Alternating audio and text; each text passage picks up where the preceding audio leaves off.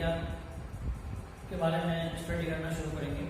राजनीतिक विज्ञान सभी भर्ती परीक्षाओं का एक महत्वपूर्ण विषय है जिसमें अधिकतम सवाल राजनीतिक विज्ञान से आते हैं। और राजनीतिक विज्ञान में भी संविधान विकास से लेकर आज तक जितने भी संवैधानिक संशोधन हुए हैं तब तक का अध्ययन काफी लंबा चौड़ा अध्ययन है। अगर इसको हम सीरीज वाइज एक टॉपिक वाइज पढ़ेंगे तो हमें समझ में आएगा। और मैं अपने पिछले 10 वर्ष के अनुभव आपके साथ शेयर करना चाहूँगा। और इसमें सबसे पहले हम शुरुआत करना चाहेंगे एक बहुत ही महत्वपूर्ण टॉपिक जो अधिकतर भर्ती परीक्षाओं में जिसके सवाल पूछे जाते हैं वो है संसद। अब कोई भी टॉपिक पढ़ने से पहले मैं विद्यार्थियों को कई बार कहना चाहूँगा कि अलग अलग गाइड ले आते हैं, बाजार से बुक ले आते हैं, उसमें रीडिंग मारते हैं, वीडियो देखते हैं, लेकिन जब तक आप एक अपना लेवल ऑफ अंडरस्टैंडिंग समझने का एक लेवल नहीं बनाओगे या कॉन्सेप्ट समझने का प्रयास नहीं करोगे तब तक कोई टॉपिक आपको सही दिमाग में सेट नहीं हो पाएगा या उससे रिलेटेड क्वेश्चन आप एग्जाम में सॉल्व नहीं कर पाओगे। और जहाँ तक मुझे लगता है कि मैं जितने टॉपिक आपको पढ़ाऊंगा उसमें से बहुत मुश्किल ही ऐसा होगा कि कोई सवाल भर्ती परीक्षाओं में बाहर जाए, चाहे वो केंद्र की एसएससी लेवल की या चाहे लेवल के एग्जाम हो, चाहे स्टेट गवर्नमेंट लेवल के एग्जाम हो। तो हम लोग सब मिलकर साथ प्रयास करेंगे, आप मेरा साथ दीजिएगा। और सबसे पहले हम शुरुआत करेंगे कंपटीशन परीक्षाओं का सबसे महत्वपूर्ण टॉपिक संसद। आज हम संसद से शुरू करेंगे। संसद क्या होती है कईयों के मन में हम सुना सकते हैं। संसद संविधान के किस आर्टिकल के अंदर संसद की व्याख्या है, संसद में संसद के कौन कौन से अंग है, संसद किस प्रकार से कार्य करती है और इसका संवैधानिक ढांचा कैसे बना, क्या बना, ये सभी संसद के दायरे के अधीन होते हैं। लेकिन अभी संसद के मामले में जाने सबसे पहले जैसे कि आपको ये पता है कि संसद को पार्लियामेंट कहा जाता है और संसद के जो सदस्य होंगे इसीलिए उन्हें कहा जाता है एमपी यानी member of parliament. Member of parliament यानी संसद के सदस्य, यानी भारत में राज्यसभा और लोकसभा ये दो संसद के प्रमुख सदन हैं, इन दोनों के सदस्य जो है वो कहलाते हैं एमपी मेंबर ऑफ पार्लियामेंट। जो विधानसभा सदस्य हैं वो कहलाते हैं MLA member of legislative assembly. Member of legislative assembly Bharat के सभी राज्यों में विधानसभाएं हैं, वर्तमान में 28 राज्यों में विधानसभाएं हैं। और दिल्ली और पौंडीचेरी को भी 69वें संविधान संशोधन 1992 में जो हुआ था उसके तहत उनको भी अर्ध राज्य का दर्जा दे दिया गया। तो उनके सदस्य भी दिल्ली और पौंडीचेरी उनके सदस्य भी एमएलए कहलाएंगे, मेंबर ऑफ लेजिस्लेटिव असेंबली। उसके अलावा लोकसभा और राज्यसभा के जो भी सदस्य होंगे वो कहलाएंगे एमपी मेंबर ऑफ पार्लियामेंट यानी संसद के सदस्य। हिंदी में कहेंगे उन्हें सांसद, हिंदी में कहेंगे उन्हें सांसद। और इस टॉपिक को शुरू करने से पहले हम कुछ संवैधानिक बात समझेंगे कि संविधान का जो आर्टिकल 79 ये कहता है कि भारतीय संघ में एक संसद होगी, भारतीय संघ में या भारतीय संघ के लिए एक संसद होगी जिसका निर्माण राष्ट्रपति, लोकसभा व राज्यसभा से मिलकर होगा। भारतीय संघ में एक संसद होगी जिसका निर्माण लोकसभा, राज्यसभा और राष्ट्रपति तीनों से मिलकर होगा। देखिए बहुत बढ़िया, राष्ट्र यानी संसद का सबसे पहला और प्रमुख अंग है राष्ट्रपति, लोकसभा, राज्यसभा।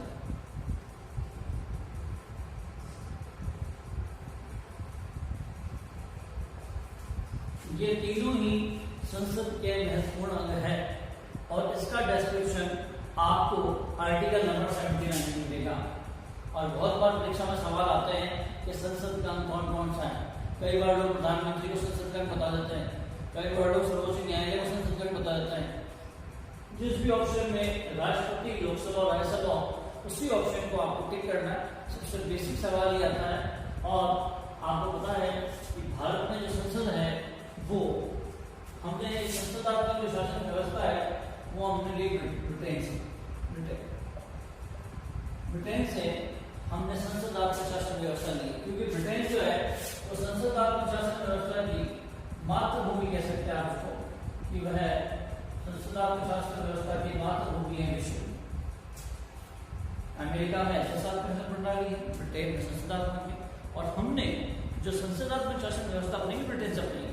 और आपको सबको पता है कि ब्रिटेन के लोगों ने, ब्रिटिश लोगों ने ईस्ट इंडिया कंपनी ने, उसके बाद में ईस्ट इंडिया कंपनी के बाद में 1857 क्रांति हुई। क्रांति के बाद में कंपनी का शासन, महारानी का शासन भारत में हो गया, और महारानी का शासन जो 1947 तक भारत में चला, और उसमें कई प्रकार के नए नए समय अनुसार संशोधन किए गए। जो 1919 का जो अधिनियम था, तो 1919 के अधिनियम में पहली बार भारत में द्विसदनात्मक व्यवस्था की बात की। ध्यान रखिएगा सभी, 1919 का जो 1919 का जो अधिनियम आया, उस अधिनियम में पहली बार क्या बात की गई कि भारत में द्विसदनात्मक व्यवस्था होगी, यानी भारत में जो विधानमंडल होगा वो द्विसदनीय होगा, एक होगा उच्च सदन और एक होगा निम्न सदन।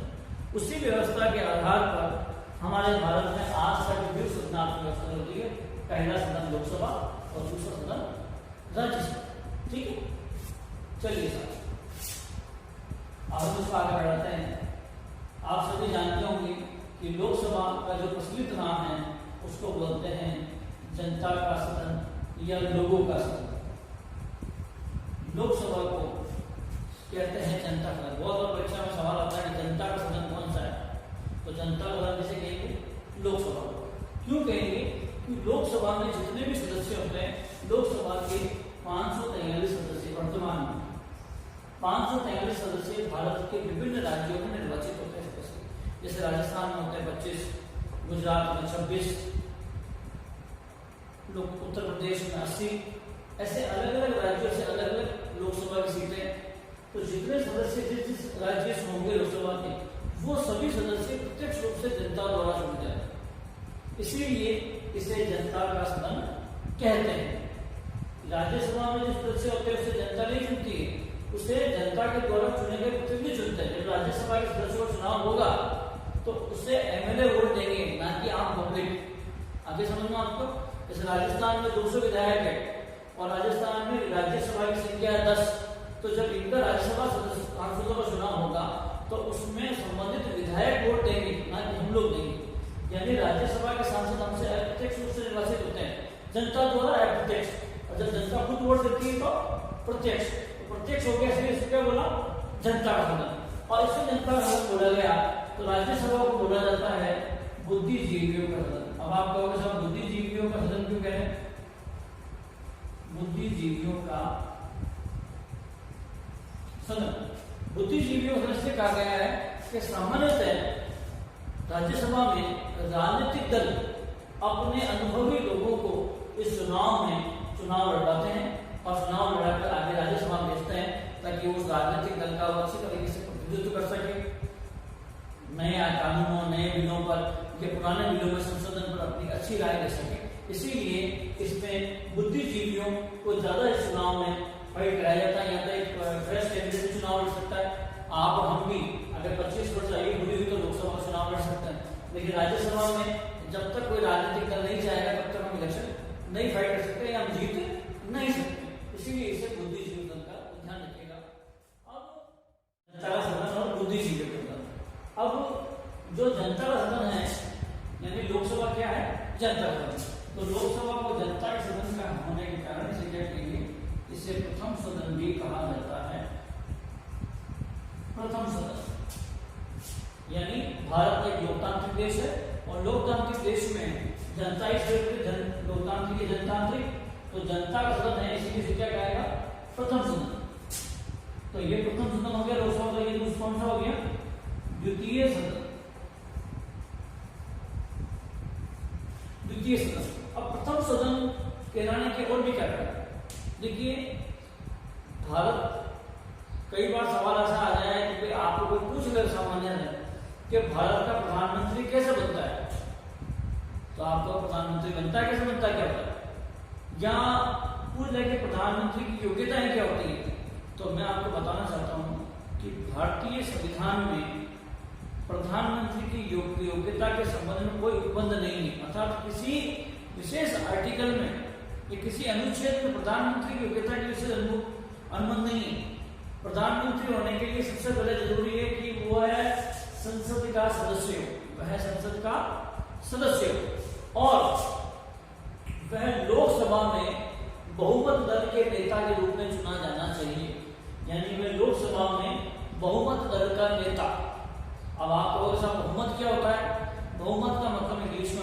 मेजोरिटी का मतलब जो भारत में लोकसभा के जो निर्वाचित सदस्य हैं 543, जिसमें हालांकि 2 सदस्य मनोनीत और करता है राष्ट्रपति, भारत का राष्ट्रपति अन्य भारतीय समुदाय से 2 सदस्यों को मनोनीत करता है, इनको बोलते हैं एंग्लो इंडियन। लोकसभा में 543 सदस्यों का 50% से अधिक, यानी अगर 543 से 50% से अधिक करेंगे तो ये फिगर जाएगा 272। यानी जिस राजनीतिक दल के लोकसभा के चुनाव में 272 सीट हासिल हो जाती है, या उनका जो भी गठबंधन है, वर्तमान में भारत में इंदिरा गांधी जी के बाद में किसी भी राजनीतिक दल की एक साथ 272 सीटें नहीं आ रही थी, तो उसके बाद में गठबंधन होना शुरू हुए, जिसको हम कह सकते हैं अलायंस। कई बार आप सुनते हो कि सब नरेंद्र मोदी जी बीजेपी के प्रधानमंत्री नहीं हो तो एनडीए के हैं, क्योंकि बीजेपी के समर्थित वाले जितने भी छोटे बड़े दल थे उन्होंने सबने एक गुट बना लिया, उसका नाम कर दिया NDA, national democratic alliance, NDA, national democratic alliance, राष्ट्रीय लोकतांत्रिक गठबंधन। आया समझ में आपको? अगर मान लो एक पार्टी की नहीं भी 272 सीटें बहुमत नहीं भी आई तो एनडीए में मिलाकर तो आ ही जाएगा, जैसे कि पिछले 7 साल सरकार चल रही है। और दूसरा राजनीतिक दल है जो कांग्रेस समर्थन करने वाला है, वो है यूपीए, यूनाइटेड प्रोग्रेसिव अलायंस, संयुक्त प्रगतिशील गठबंधन। मनमोहन सिंह जी प्रधानमंत्री थे 2004 से 2014 तक, वो प्रधानमंत्री थे यूपीए के, क्योंकि कांग्रेस के अकेली राजनीतिक दल की इतनी सीटें नहीं आ सकी, तो दूसरे राजनीतिक दल के सपोर्ट करने के बाद में, अलायंस में शामिल होने के बाद में यूपीए बना। उन्होंने कहा सपोर्ट हमने किया तो आप कैसे कहोगे कांग्रेस के प्रधानमंत्री, ये प्रधानमंत्री यूपीए के। ऐसे नरेंद्र मोदी सरकार ने भी, बीजेपी सरकार ने भी एनडीए बना रखा। हालांकि नरेंद्र मोदी जी के प्रभाव के कारण या लोगों को उनको पसंद करते हैं, उसके कारण से बीजेपी की खुद की सीटें भी 272 से ज्यादा आती है, लेकिन फिर भी उन्होंने एक घटक बना रखा था जिसका नाम है एनडीए, नेशनल डेमोक्रेटिक अलायंस। ठीक है जी। अब जो भारत का प्रधानमंत्री जो बनेगा वो मैंने आपको क्या बताया, बहुमत के आधार बनेगा, और बहुमत का मतलब क्या होता है 50% से अधिक, यानी लोकसभा में कुल सीटों का 50% से अधिक सीटें जिस राजनीतिक दल के आगे या जिस राजनीतिक दल के गठबंधन के आगे, उस गठबंधन दल का नेता, बहुमत दल का नेता भारत का प्रधानमंत्री चुन लिया जाएगा। ठीक है, चलिए सर, तो जब प्रधानमंत्री जो बनता है वो किसके बहुमत के आधार बनता है? लोकसभा के आंकड़ों के बहुमत के आधार पर। इसीलिए लोकसभा क्या कहेंगे? प्रथम सदन। लोकसभा जनता का क्या कहेंगे? प्रथम सदन। तो प्रथम जब ये हो गया तो ये क्या हो गया? द्वितीय सदन। चलिए सर, उसके बाद में ये जनता का सदन है, इसीलिए हम इसे निम्न सदन भी कहेंगे। बिल्कुल, एक निम्न सदन होता है, क्योंकि निम्न सदन जो होता है वो अस्थायी होता है। कैसा होता हो? अस्थायी। कभी भी लोकसभा को भंग किया जा सकता है। अब आपको कैसा भंग कैसे किया जा सकता है? लोकसभा को भंग कैसे किया जा सकता है? यदि कभी ऐसा हुआ कि हमारे भारत के प्रधानमंत्री हैं, उनकी पद पर रहते हुए मृत्यु हो जाए, या आकस्मिक रूप से किसी देश का युद्ध हमारे साथ हो जाए, या कोई हम पे आक्रमण कर दे, या लोकसभा में किसी के भी बहुमत नहीं आए, यानी 272 का आंकड़ा नहीं पार कर पाए, तो भी लोकसभा भंग हो जाती है। इसीलिए लोकसभा को अस्थायी कहते हैं। बिल्कुल, कई बार भारत में आपको ध्यान है कि इंदिरा गांधी, पंडित जवाहरलाल नेहरू और मोरारजी देसाई, नहीं सॉरी, लाल बहादुर शास्त्री, 3 ऐसे राष्ट्रपति थे जिनका अपने पद पर रहते हुए निधन हुआ। समझ आ गया आपको? लोकसभा, जनता का सदन, प्रथम सदन, निम्न सदन और अस्थायी सदन। इसी प्रकार से जब निम्न सदन लोकसभा है तो राज्यसभा है उच्च सदन और स्थायी सदन।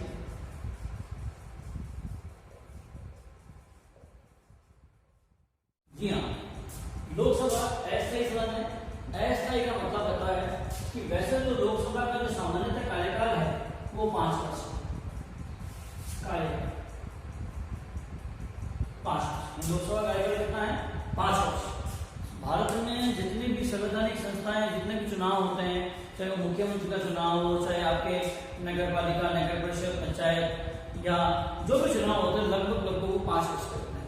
सामान्यतः 5 वर्ष नहीं कहेंगे, सामान्यतः 5 वर्ष। क्योंकि आप लोगों के साथ सामान्यतः 5 वर्ष कहेंगे, क्योंकि यदि हमारे देश में आपातकाल चल रहा हो या हमारा देश किसी कारण से चुनाव कराने की स्थिति में ना हो, जैसे आज महामारी चल रही है और मान लो लोकसभा के 5 वर्ष होंगे, तो इस समय चुनाव नहीं कराए जा सकते।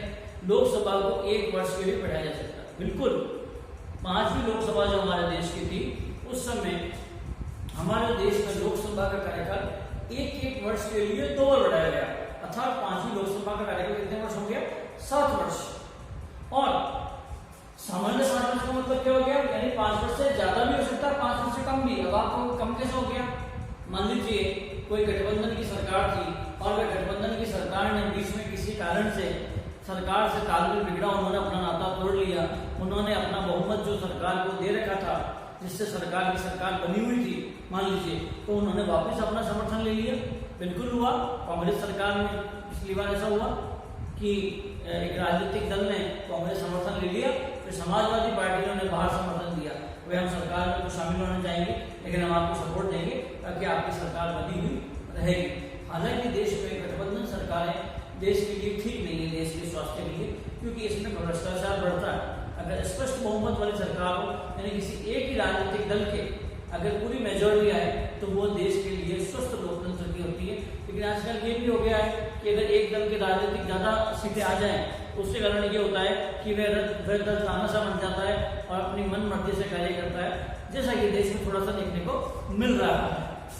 अब हम देखेंगे कि कार्यकाल हमने देखा, लोकसभा का कार्यकाल है 5 वर्ष, सामान्य 5 वर्ष, और राज्यसभा का जो कार्यकाल है वो है अनिश्चित।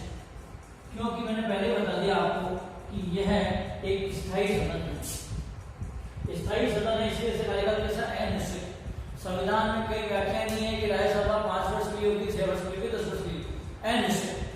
ये आपातकाल में भी राष्ट्रपति की सलाह है तो राज्यसभा स्थिर बनी हुई रहेगी, बुद्धिजीवियों का सदन बना हुआ रहेगा, भंगेगा। हालांकि जो राज्यसभा के सदस्य होंगे उनका जो कार्यकाल होगा, उनका कार्यकाल होगा 6 वर्ष।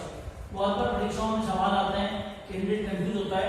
राज्यसभा के सदस्यों का कार्यकाल 6 वर्ष और राज्यसभा का कार्यकाल अनिश्चित, यानी राज्यसभा कभी बंद नहीं होगी और राज्यसभा का जो भी सदस्य बनता है वो कितने वर्ष के लिए बनेगा? 6 वर्ष। और राज्यसभा में एक साथ चुनाव नहीं होते, प्रत्येक 2 वर्ष बाद में एक सदस्य सेवानिवृत्त होते हैं और उनके स्थान पर नए सदस्य निर्वाचित कर लिए जाते हैं। क्या सुना आपने? प्रत्येक 2 वर्ष बाद में 1/3 सदस्य सेवानिवृत्त होंगे, रिटायर्ड होंगे, और उनके स्थान पर 1/3 नए सदस्यों का निर्वाचन कर लिया जाएगा। इस प्रकार राज्यसभा के प्रत्येक 2 वर्ष बाद में 1/3 सदस्य जाते हैं, दूसरे 1/3 आते हैं, फिर 1/3 जाते हैं, दूसरे 1/3 आते हैं। ये सिस्टम राज्यसभा का इस प्रकार से चलता रहता है। देखिए, फिर कई बार सवाल आता है कि राज्यसभा में आज हमारा भारत जो है वो एक कह सकते हैं कि रंग बिरंगा भारत, या कई राज्य, कई क्षेत्र प्रदेश से कई भाषाएं, कई खान पान है, कई पहनावा है, तो भाषाएं भी अलग अलग है। तो कई बार सवाल ऐसा आता है कि संसद की भाषा क्या है, संसद में किस भाषा में कार्य किया जाएगा। तो मैं आपको बता दूं, जो हमारा संविधान बना, तो संविधान में अनुच्छेद 120 संबंधित है भाषा से, लैंग्वेज, यानी संसद में भाषा क्या होगी। तो बता दूं, अनुच्छेद 120 अनुमति देता है कि संसद का कार्य हिंदी व अंग्रेजी दोनों में किया जाएगा, यानी संसद की जो कार्यवाही वाली जो भाषा है वो हिंदी व अंग्रेजी दोनों में होगी। हालांकि अंग्रेजी को प्रारंभिक जब संविधान हमारा लागू हुआ तो 15 वर्षों के लिए अनुमति दी गई, लेकिन हमारा जो संवैधानिक आयोग है, राजभाषा आयोग, जो 1963 के अधिनियम के तहत धीरे धीरे अंग्रेजी भाषा को और समय बढ़ाया गया और आज तक हमारा जो काम है, संसद का काम है, वो हिंदी और अंग्रेजी दोनों में होता है। हालांकि संसद में तमिल, कर्नाटक के जिस भी अलग अलग मराठी, अलग अलग गुजराती, अलग अलग क्षेत्र के सांसद आते हैं, वो अपनी भाषाओं में बोल सकते हैं। सबके पास में ट्रांसलेटर अवेलेबल होता है, वो जिस भाषा में सुनना चाहे उसको सुन सकते हैं और जिस भाषा में बोलना चाहे वो बोल सकते हैं। ये इसलिए आप देखते हैं कई बार वो लोग माइक स्पीकर वगैरह लगा देते हैं, उसमें लगा करते हैं कि जिस भाषा में वो सुनना चाहे उस भाषा में वो सुन सकते हैं। तो लेकिन संसद की जो कार्यवाही होगी, लिखित कार्यवाही होगी, वो हिंदी या अंग्रेजी भाषाओं में ही होगी। और उससे संबंधित अनुच्छेद जो है वो संविधान अनुच्छेद 120 है। अब हम देखें कि भारत के संसद जो है, भारत के संसद के सदस्य जो होंगे उनकी योग्यताएं क्या होंगी। अगर हम संसद के सदस्यों की योग्यता देखें, योग्यता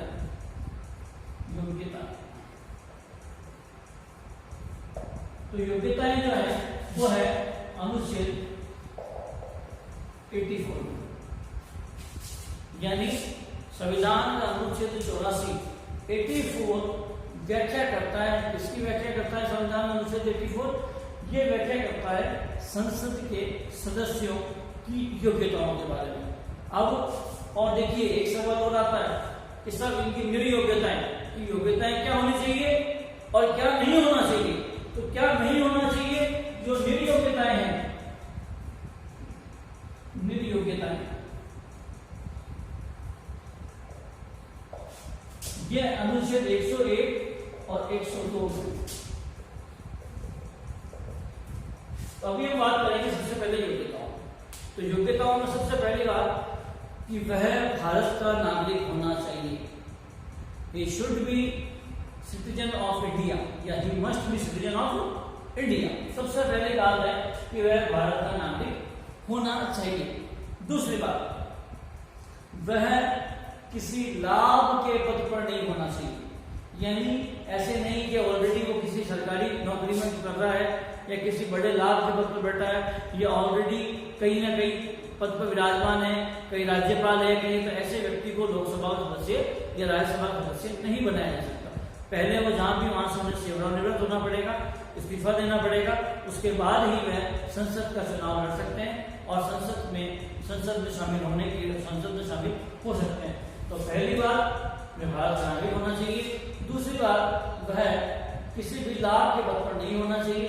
तीसरी बात कि वह भारतीय न्यायालय द्वारा पागल व दिवालिया घोषित किया हुआ नहीं होना चाहिए, यानी न्यायालय ने ऐसा नहीं किया जाना चाहिए कि मेंटली डिसेबल और इंसॉल्वेंट, ये दो शब्द जो हैं इसके लिए प्रयोग किए जाते हैं, मेंटली डिसेबल और इंसॉल्वेंट, यानी न्यायालय ने उसको पागल और दिवालिया घोषित नहीं किया जाना चाहिए।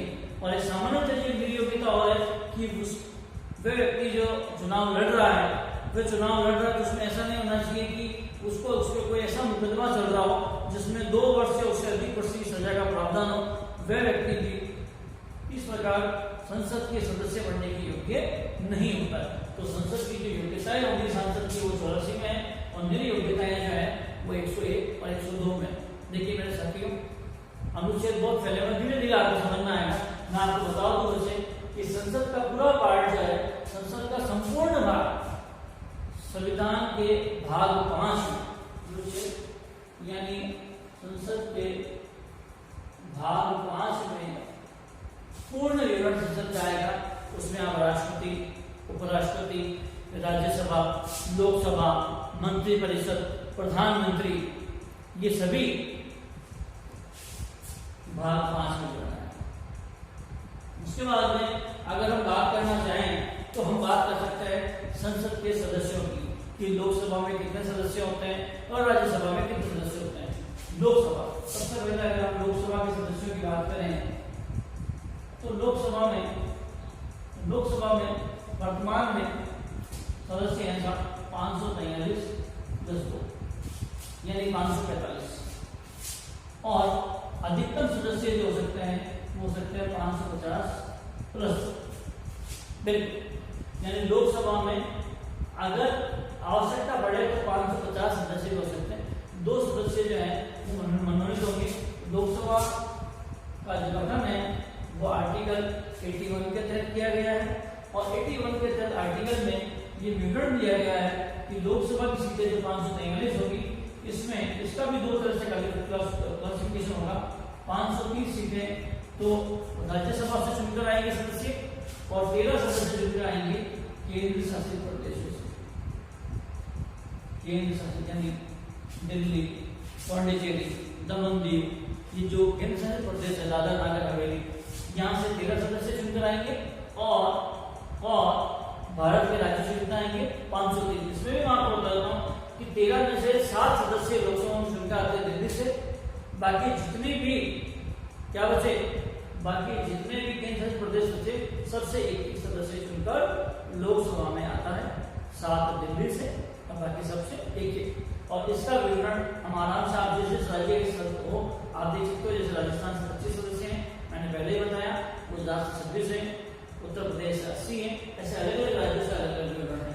और ये अधिकतम अगर हम देख रहे हैं, अधिकतम होगा तो 530 राज्यों से 20 केंद्र शासित प्रदेशों से 20 सदस्य चुनकर सदस्य संख्या हम देखें तो राज्यसभा की सदस्य संख्या में राज्यसभा में सदस्य संख्या जैसे लोकसभा में वर्तमान में कितने हैं और अधिकतम कितने, ऐसे ही राज्यसभा में वर्तमान यानी प्रेजेंट टाइम में कितनी होंगी। प्रेजेंट टाइम में राज्यसभा में 233 + 12 यानी 233 जो राज्यसभा के सदस्य हैं वो भारत के विभिन्न राज्यों से चुनकर आते हैं। कितने आते हैं? 233। और 12 सदस्यों को भारत का राष्ट्रपति मनोनीत करता है संविधान के अनुच्छेद 80(3) यानी मनोनीत कौन सा अनुच्छेद के तहत करेगा? 80(3). राज्यसभा अनुच्छेद क्या है? 80। ठीक है। इसमें एक बात और समझनी है, 233 में 3 सदस्य तो आएंगे दिल्ली से यानी देश की राजधानी से, और 1 सदस्य आएगा पांडिचेरी से। और जबकि अधिकतम संख्या कितनी होगी? 238 + 12 ये राज्यसभा की सदस्य संख्या होगी। मेरे मित्रों, मैंने प्रयास किया है, पहली बार प्रयास किया है, आगे और प्रयास करूंगा। पिछले 10 वर्षों से पढ़ा रहे हैं, कोशिश काफी करेंगे, काफी सावधानी बरतने हैं। पिछले जो सवाल आए हुए हैं परीक्षाओं में वो भी सॉल्व करेंगे। एक एक टॉपिक धीरे धीरे वीडियो पर एक एक करेंगे। आपको पसंद आए तो आप सब्सक्राइब जरूर कीजिएगा, तो मेरी हिम्मत बढ़ेगी। और आप विशेष मानिएगा, आज जो महामारी का माहौल है देश के अंदर, इस महामारी के माहौल में बाहर निकलना बहुत मुश्किल है, लेकिन युवाओं को अपना भविष्य सुरक्षित करना भी जरूरी है। सबसे बड़ी समस्या आर्थिक क्रियाएं भी आ रही है, तो ऐसे माहौल में मैं आपको एकदम फ्री निःशुल्क पढ़ाऊंगा ऑनलाइन। मेरा विश्वास कीजिएगा कि मैं पॉलिटिकल साइंस, इकोनॉमिक्स और करंट अफेयर्स इन 3 विषयों में तो आपका एक भी सवाल बाहर जाने नहीं दूंगा। आपको अच्छे से तैयारी करूंगा। फिर भी मेरे अलावा भी आप जिन ऑथेंटिक साधनों से, ऑथेंटिक सोर्सेस से पढ़ सकते हैं, पढ़ें, मेहनत करें, अपना करियर बनाएं। इसी शुभकामनाओं के साथ धन्यवाद। Thank you.